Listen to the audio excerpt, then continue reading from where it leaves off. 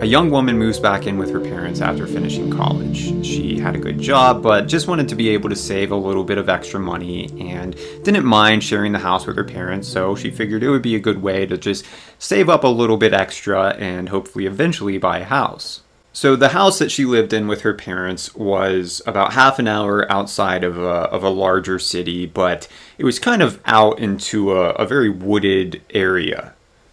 The house was mostly surrounded by forest. The closest neighbor was about 70 yards down the road, and then the house after that was another 70 yards down the road. So when you were inside of the house, and remember you're surrounded by forest, it could feel very isolating. And sometimes she would get sort of a creepy vibe from the forest, but usually it was no problem as long as she stayed inside at night.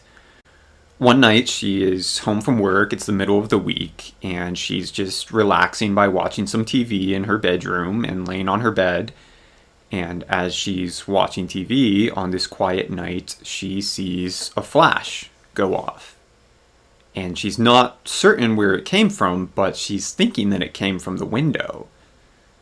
So she's sort of looking over at the window and wondering, what the heck was that? Was there lightning? She didn't hear any thunder, and she thought it was a clear night, so she figures it probably wasn't lightning. But she just sort of shrugs it off and goes back to watching her show on the TV. And then about 5 minutes later, out of the corner of her eye, because she's sort of paying attention to the window now while she's also watching her show, she sees another flash go off at the window. And she's starting to think that this is probably some of the neighborhood kids. There was a big group of kids, maybe a half a mile down the road, that would always get into mayhem and chaos, and sometimes they would cause issues by, damaging mailboxes and stuff like that. So she's thinking that those kids must be doing something outside. But she's now staring very intently at the window when she sees a third flash go off.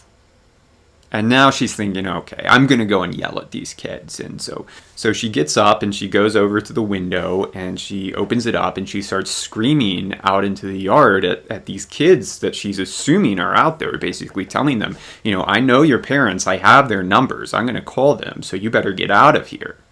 And she's expecting to hear the sound of these kids running away, but she doesn't hear anything. It's totally quiet. And she starts to get a very uneasy feeling, and in her gut she knows that this wasn't the neighborhood kids. So she slams the window closed and she locks it and she screams for her dad, and she tells him, I was sitting on my bed and I saw these 3 flashes go off from outside. I don't know what it is. I thought it was the neighborhood kids, but now I'm thinking it's not. And her dad knows immediately what it was. He knows immediately that those flashes were from somebody taking a picture of his daughter. And so he bolts outside and starts running around the house screaming all of these threats and looking for whoever's out there and promising them that if he finds them, he's going to do all these terrible things. But unfortunately, whoever it was long gone. But he goes over to her window and he sees a small black purse was laying on the ground right below her window. So he picks it up and he brings it inside. And he goes over to his daughter and he says, whoever was out there is gone now, but I did find this. And he holds up the purse. And she immediately recognizes it. That was her purse. She had lost it about 3 weeks prior. She had been out at a bar and she thought she had just misplaced it or left it in an Uber, but here it was, right below her window outside their house. And so she grabs it and she opens it up. And she's expecting it to be cleared out because she had cash in there and she had credit cards in there, and she's expecting that all of that is going to be gone. But as she's looking through it, she realizes that everything's there. But there was one item in the purse that she didn't recognize. There was a small piece of paper that had been folded up. And so she opens it up, and it was a handwritten note. And on the note, all it said was, "Watch your back." So her dad sees the note and he immediately calls the police. Eventually the police show up and they're able to do a more proper search of the property. And they're able to see that there are some footsteps that go up to the window where the daughter's room was. And they also find a few items. They find a flashlight, and they find a small backpack.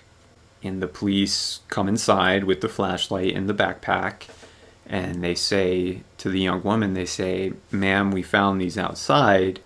There's a few items in this backpack that we want to show you, but we should warn you that it might be a little bit unsettling." And so they all sit down at the table, the young woman and her father and the two police officers, and the officers open up the backpack and they pull out a stack of photos. And these were photos that had been printed off some sort of photo printer, and they hand the photos to the young woman, and she looks at them, and they're all photos of her. But some of them weren't even recent photos. In this stack of photos were pictures of her from as long as a year ago. And it essentially showed a timeline of the activities of her life over the course of a year. And so she realizes that whoever this was that was outside of her window has been following her upwards of a year, if not more. So of course she's terrified, and she's saying, who is this creepy or even crazy person that's been following me for a year and taking my picture without me knowing and stealing my purse? But unfortunately, there's not much that the police can do. There's no way to identify who this person was.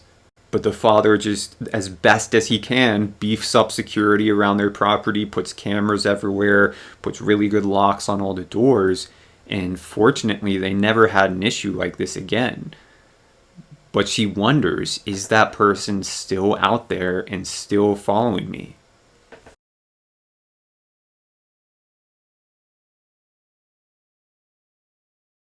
A woman recalls when she was a child, she would spend many of her summers up in Michigan at her grandparents' house. Her and her brother, who was about 3 years older than her, would go up there and just have fun with their grandparents, and there were woods and streams and rocks to climb on and all sorts of cool nature-related things that they could do together. Now, this one particular summer that they went up there for a few weeks, she was 8 years old and her brother was 11. And like they did many days, they got up and they went out into the woods to go exploring. The woods were vast and they went on for miles, but they were always able to find their way home because there was a set of train tracks that ran through the woods. And they always knew specific spots on the train tracks. So as long as they could find one of those spots on the train tracks, they knew how to find their way home. So they go out into the woods, and like a lot of older siblings, the older brother didn't really want his younger sister bothering him. So once they get out into the woods and they're decently deep into them, he kind of takes off and sort of abandons his little sister. Which, being 11, he probably did not realize how bad of a thing to do that was. But now this 8-year-old girl is alone in the woods. And she's looking around and she's realizing she doesn't know where she is. And so she starts crying and screaming out for her big brother and screaming out for her grandparents and just wandering around hoping that eventually she's going to see something that she recognizes. So she's continuing to wander, and she kind of comes around a hill in the woods, and she sees not too far away is this big green pasture. And up on top of a hill in that pasture is this farmhouse. And she says, okay, well, I know I'm not supposed to talk to strangers, but I feel like this is a unique case, right? I'm lost in the woods. I just have to go up to this house and hope that they'll be willing to help me.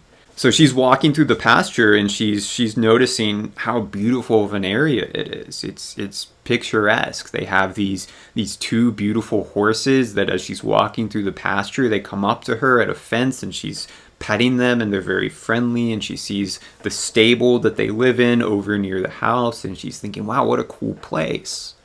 She makes it up to the house, and she knocks on the door. The door opens, and standing in the doorway is this older woman who looked to be in her 60s and looked to be a very kind person. But when she saw this little girl standing on her porch, she kind of jumped back. She was very surprised that she saw anybody, let alone this random little girl that was on her porch. And so through her tears, she tries to explain to this woman that she's lost in the woods and she was with her big brother, but he took off and now she doesn't know where she is. And she's asking this nice older lady if she'd be willing to help her find her grandparents' house.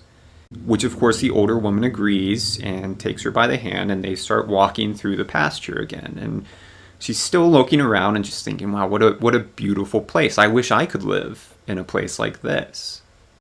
So as they're walking, she's telling the older woman about the train tracks. And once she gets to the train tracks, she knows how to get the rest of the way home. And the woman tells her that she knows exactly where they are, so don't worry, she's going to take her to the train tracks. And they walk and they walk and they walk for what feels like to her ages. She's thinking, I don't remember walking this long to get to that house. I can't believe how far we're having to walk. But eventually, after walking what feels like forever, they kind of walk down this little gully, and right there are the train tracks. And the young girl is jumping up and down and dancing around and clapping her hands, and she's just overcome with joy by the fact that she finally made it back to the train tracks. And she turns around to thank this old woman, but she's gone. There's no sign of her. And she looks around, but she knows that she doesn't want to step off of these train tracks. She wants to stay on these train tracks because she's worried if she goes off the track, she's going to get lost again.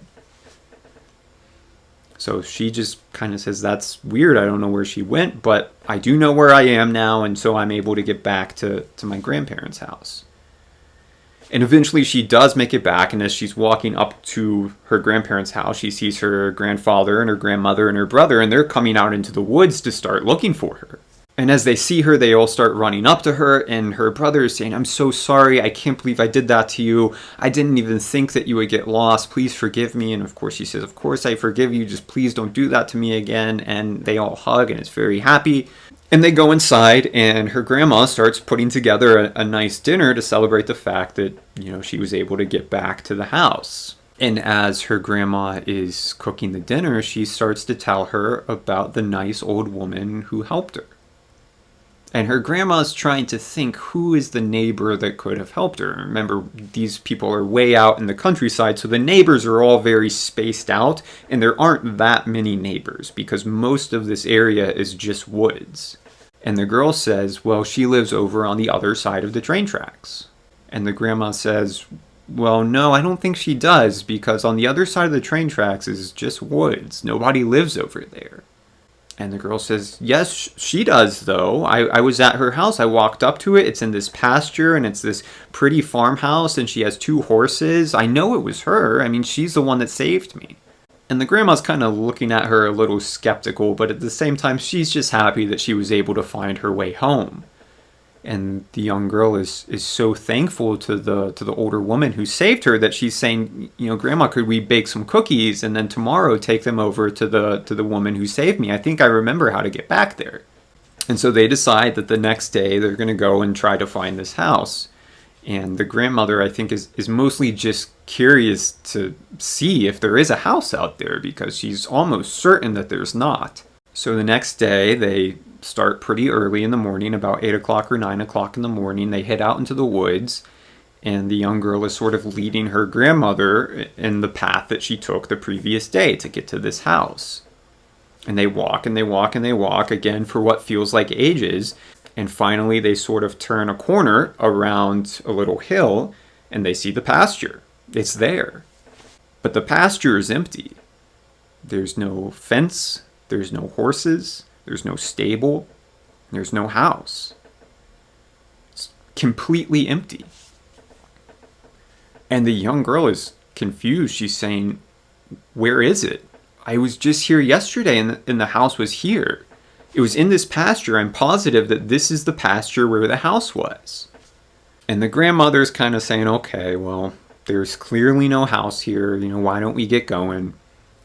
And the girl says, no, I know that this is where I was. And she starts taking off toward where she remembers the house being. And the grandmother's trying to keep up with her and trying to call her back. And as she's trying to keep up with the young girl, she sees her just stop dead in her tracks and look down at the ground. And the young girl bends down and picks something up off the ground. And she turns around to show it to her grandmother.